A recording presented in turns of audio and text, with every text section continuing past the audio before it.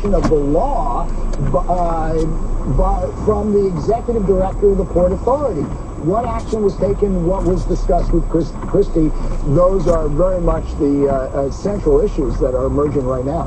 Okay, so we're talking here about the Assembly's effectiveness to do further the investigation, but what about the federal inquiry, Mike? What does that entail at this point?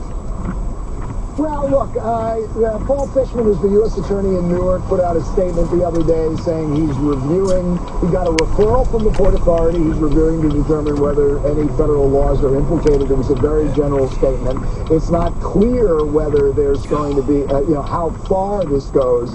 But you have that inquiry, you have potential inquiry from the New York Attorney General, potential inquiry from the New Jersey Attorney General, that post is currently vacant. And as a result, you saw one of the key players in this, David Wildstein, the other day invoke his Fifth Amendment rights. Now, one can expect that other, certainly former Christie aides, including Bridget Kelly, who wrote that very damning email that kind of caused all this to erupt, saying time for some traffic problems in Fort Lee, that when they are called to testify, they will likely take the same route, invoke their Fifth Amendment rights, because any lawyer would tell them when there's possible criminal prosecutions, you do that. That means that we will not get answers from key players in this for some time, which means this whole thing drags on for quite some time. Okay, Michael Isikoff from Trenton. Michael, thank you for the very latest from there.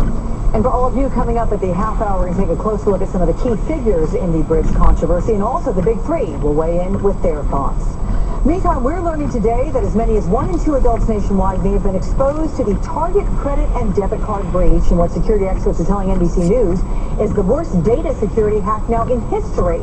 Target now says up to 110 million customers may be victims. In addition to credit and debit card numbers, the cyber thugs also stole names, phone numbers, and email and home addresses.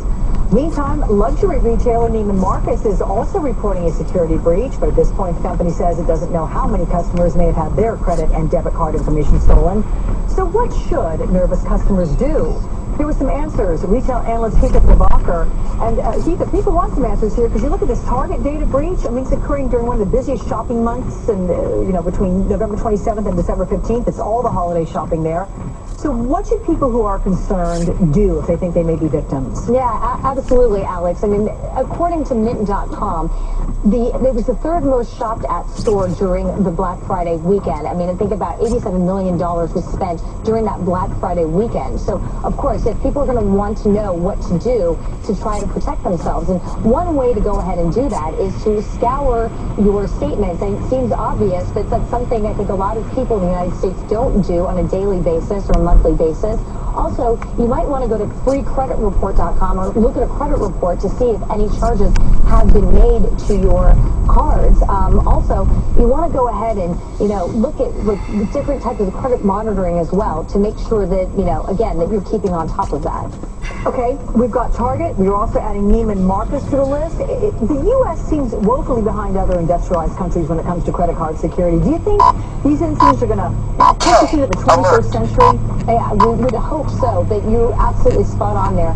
When it comes to security and retailers in the United States, not to be offensive, but they are very antiquated when it comes to security and cybersecurity.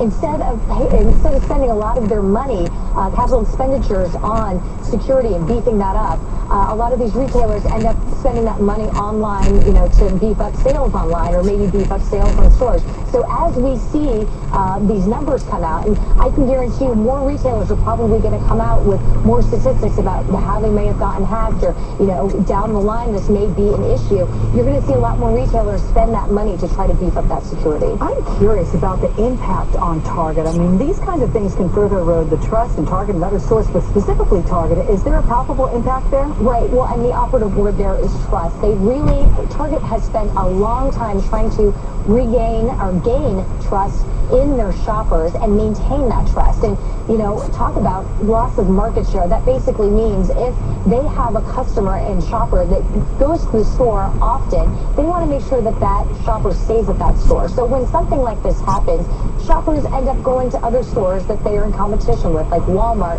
Kohl's, for example. They'll start going there. So not only